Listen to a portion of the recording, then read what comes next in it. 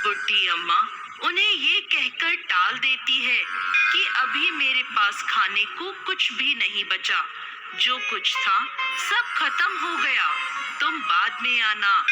अब भगवान शिव सोचते हैं, एक बार फिर कल कोशिश कर लूंगा।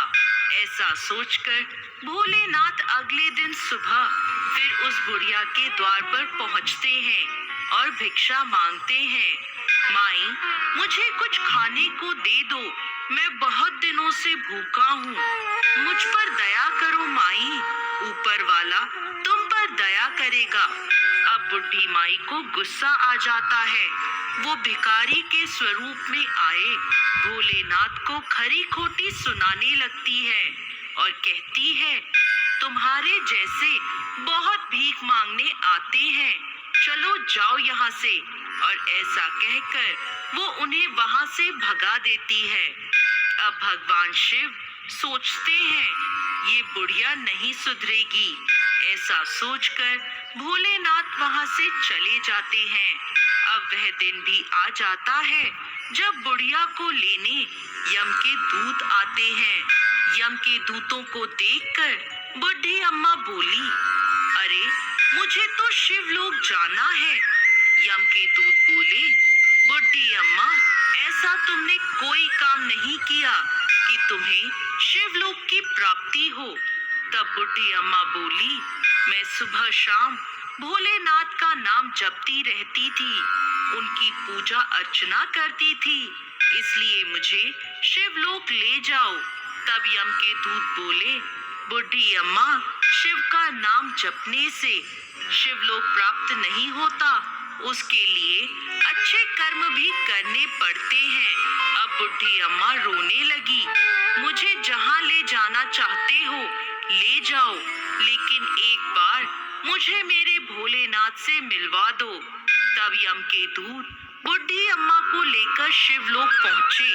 शिवलोक पहुंचकर बुढ़ी अम्मा भगवान शिव के पैरों में गिर गई और कहने लगी, हे प्रभु, ये क्या? मैं तो सुबह शाम आपकी भक्ति करती थी, फिर मुझे शिवलोक की प्राप्ति क्यों नहीं हो रही?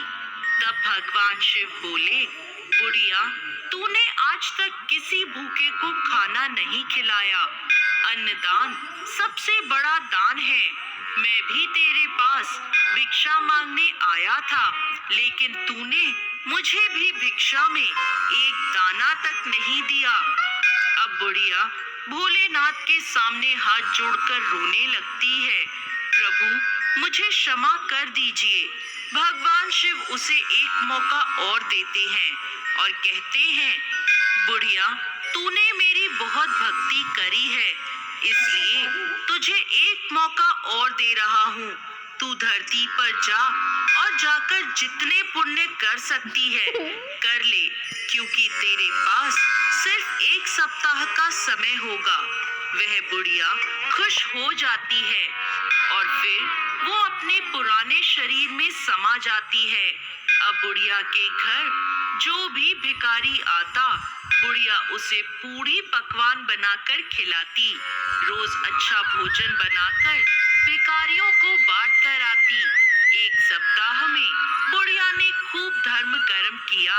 अपने मरने से पहले उसने थाली लोटे से लेकर सोना चांदी अनाज आदि सब कुछ दान किया। एक सप्ताह बाद जब दोबारा बुढ़िया के प्राण निकलते हैं तो उसे भोलेनाथ की कृपा से शिवलोक की प्राप्ति होती है।